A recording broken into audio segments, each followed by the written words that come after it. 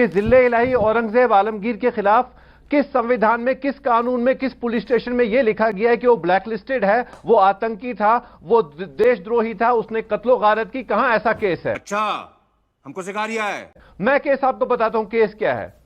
1977 में 27 जुलाई को बिशंबरनाथ पांडे, जो कि हमारे सांसद थे, उन्होंने संसद में बताया, राज्यसभा में कहा कि भाई औरंगजेब को इतना बदनाम मत करो, के मंदिरों के लिए पैसा दे। चल झूठा। मैं नहीं कह रहा, बिशंबरनाथ पांडे जी जो हमारे आदरणीय सांसद थे और उसी इलाहाबाद से थे जिसका हमने नाम बदला, वहां के मेयर थे, बोला मैंने देखा औरंगजेब ने क्या काम किया, उसका इतिहास है हमारे पास। बिल्कुल नहीं है। आप जो है कह रहे हैं संविधान का एक उन्होंने हवाला दिया, भाई किसी इस्लामिक ग्रंथ में यजीद के खिलाफ कुछ कार्रवाई करने का है? कुरान शरीफ में तो यजीद का जिक्र भी नहीं है।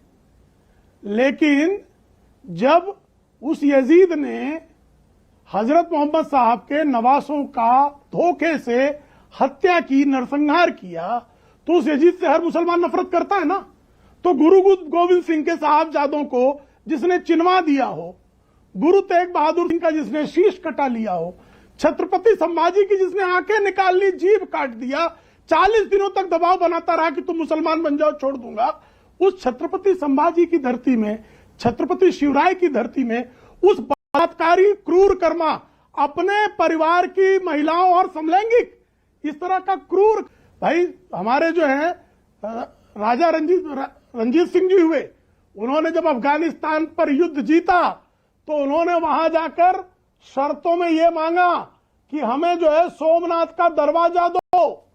18 वर्ष की में राजा रंजीत सिंह चढ़ गए और औरंगजेब की औलादों से, गजनी की औलादों से सोमनाथ का दरवाजा लाया था।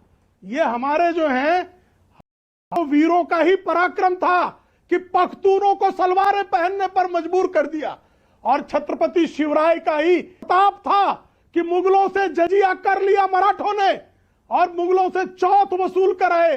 जजिया कर लेने वाले मुसलमानों से चौथ लेकर आए और उनको दिल्ली की सत्ता में बने रहने के लिए मराठों के चरणों की धूल को माथे पर मुगलों की औलादों को लगाना पड़ा। यह भारत का प्रज्वलंत इतिहास है।